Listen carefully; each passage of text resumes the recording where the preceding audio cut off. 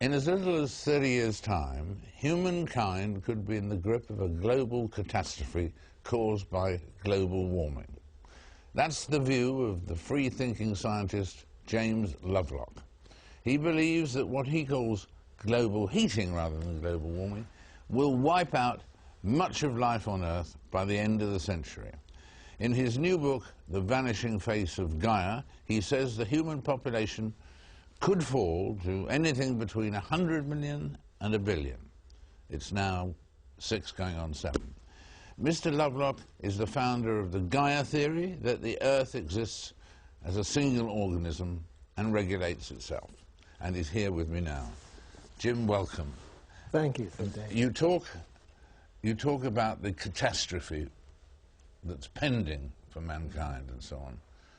What exactly is the catastrophe? What will happen? Mostly the 4 horsemen: famine, plague, war. I've forgotten what the 4th one is, perhaps you can remind me. Not immediately. Mostly the 4 horsemen. Yes. And so people will die suddenly or gradually? It'll vary. In some places they'll die miserably and slowly, in others it'll be killed in a war or in a catastrophe, like a sudden flood. And places like Bangladesh, for example, are so low-lying that as sea level rises steadily, there'll be a tropical typhoon come in that'll lift water onto it and kill an awful lot of people. And the numbers that are going to be killed are literally in the billions? I'm afraid so. 5 or 6 billion? As a scientist, I can never be certain about anything. It's part of our creed, you can't be certain. But the odds are very high that we won't escape the disasters up ahead. That's key, isn't it? Because the optimist, not a cockeyed optimist, but the optimist would say that humankind, it's always late in coming to terms with dangers and problems, but it gets there in the end. Right. I mean, could humankind avert this catastrophe? I don't think so, and this is where I differ from many others, scientists and politicians, that they talk of a tipping point, that we go so far and then there's catastrophe. But it implies that you can go back if you don't reach the tipping point. I don't think we can. I think it's more like an ever-increasing slope. I don't know whether you've ever been in mountains and climbed, but quite often from a high mountain there are gullies going down. Some are a path to safety down below. Others just get steeper and steeper and throw you over, and it's more like one of those. Yes, because you've got the IPCC who come to a lot of the same figures and so on, but they diverge completely from you in the sense of the scale of the catastrophe, don't they, really? That's right, but don't forget the IPCC is a United Nations body, and it is to quite an extent political, and I think quite a bit of pressure would be put on the IPCC not to say the kind of things I say. We agree on the facts, but not on the consequences. What will happen to the Earth then, when it gets hotter and hotter and so on? Will it bubble? Will it self-destruct? What will it do? No, nothing as exciting as that, fortunately. No, the Earth's been in, it has 2 comfortable states, or perhaps 3. One that the geologists call the ice houses, the glaciations, long states of lots of glaciers and cold. And the other state is what they call the hot houses, about 6 degrees warmer than now, that sort of thing. And now, 6 degrees doesn't sound a lot, but it's disastrous. It's Celsius, of course, not Fahrenheit, right. But it's an average for the world. Right. And that means it can be very hot in given places. Much hotter than that. So there's nothing we can do to reverse what's happened so far? I wouldn't say absolutely nothing. If everybody could get together around the world, which would require a great deal of political action, and get farmers everywhere to convert their wastes to char, that's charcoal, and either bury it in the soil or drop it in the sea, that might make quite a difference. But We're awful slow to act. Consider Kyoto was 12 years ago, and not a lot has been done about global heating since then. No, no, indeed it hasn't. And so, I mean, there's no action to reverse what's happened now. Is there any action to stop its ongoing destructiveness? Well, my view is our duty is to survive. You see, it's not going to be totally fatal. There'll be quite a lot of us survive.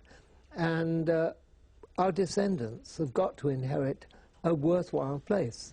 Like these islands, for example, are going to be horribly overcrowded.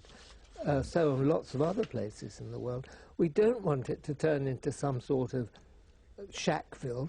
We want it them to have sort of decent cities with proper infrastructures, and that's enough of a job to keep us busy. I don't think we should be wasting time and energy trying to stop it with rather useless means.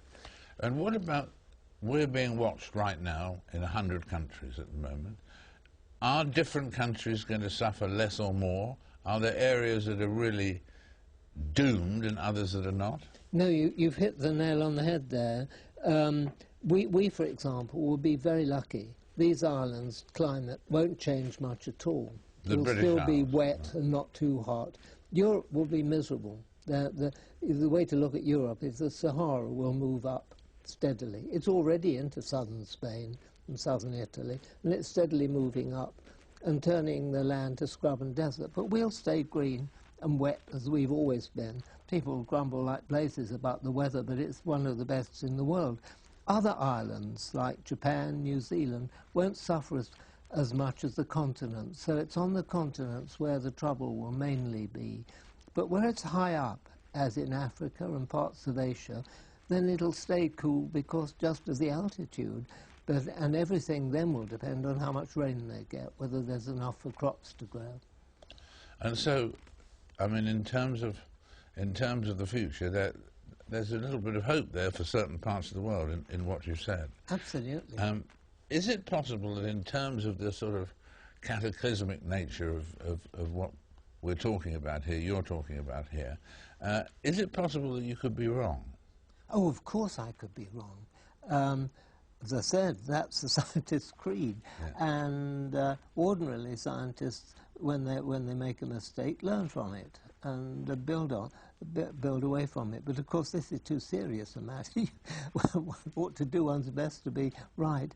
And I really base what I've said in that book on the agreement there is with my own view of the thing and the IPCC. I'm using the world's best climate scientists to base an awful lot of what I say. But your conclusions are different to theirs. Exactly. Gloomier and... That's right. And in fact, in the dust jacket of the book here, it describes what you write about, and then at the end it says, this is his, that's you, this is his final warning.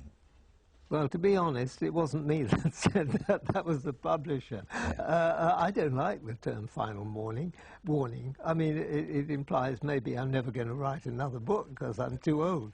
No.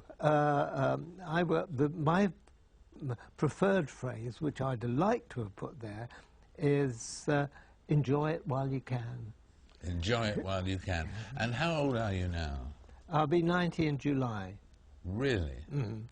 So are you going to stay for the next 20 or 30 years so you can, so you can see if you're right? Well, my wife and I walk 5 miles every day, including quite some steep hill climbing. And if we can do that, I guess we'll be around a little longer. Well, that's an upbeat finale to what could have been a very depressing conversation. But thank you very much indeed. Thank you, Sir David. It's really been a pleasure. Really good to have you with us.